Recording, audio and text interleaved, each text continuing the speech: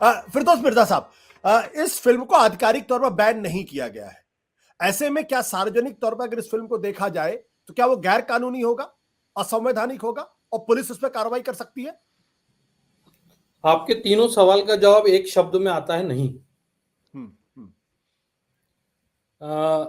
हमारे पास sensor board है, लेकिन वो इसको कंट्रोल नहीं करता है। आईटी एक्ट में कुछ रूल्स बनाए हैं कि किस तरह की वेबसाइट्स, किस तरह के शोज पर रोक लगाए जा सकते हैं, लेकिन उसकी जो डेफिनेशन है उसमें बेसिक होना चाहिए कि देश की संप्रभुता, इंटीग्रिटी, इन दो चीजों यानी सोवेनिटी और इंटीग्रिटी के खिलाफ अगर वो है तो ये किया जा सकता है। तो अब जब आधिकारिक रूप से किया ही नहीं गया है,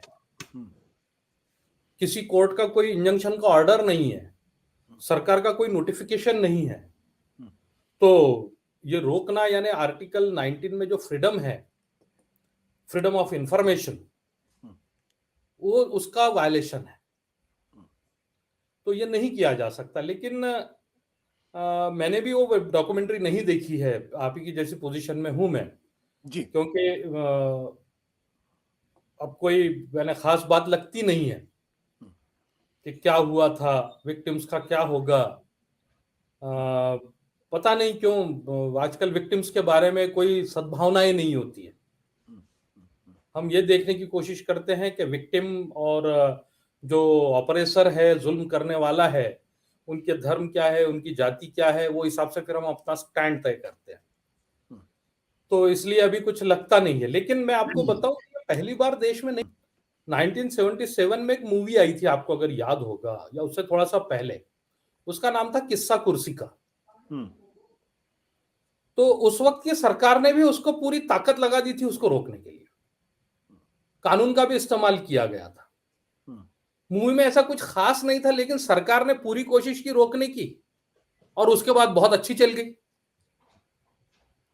तो उस वक्त अगर आपको याद होगा तो इमरजेंसी थी और कहा जाता था कि India is Indira and Indira is India. तो जब हम किसी व्यक्ति विशेष को देश के बराबर में ले आते हैं, जब हम किसी व्यक्ति विशेष को शायद देश से ऊपर मानने लगते हैं, तो इस तरह की हरकतें उनके भक्त करने लगते हैं, जो दोनों यूनिवर्सिटीज में हुई है। ये बहुत ही देश के लिए बुरा है कि आप लोगों की चॉइसेस को बार बार गला घोट रहे हैं अनकॉन्स्टिट्यूशनल वे से।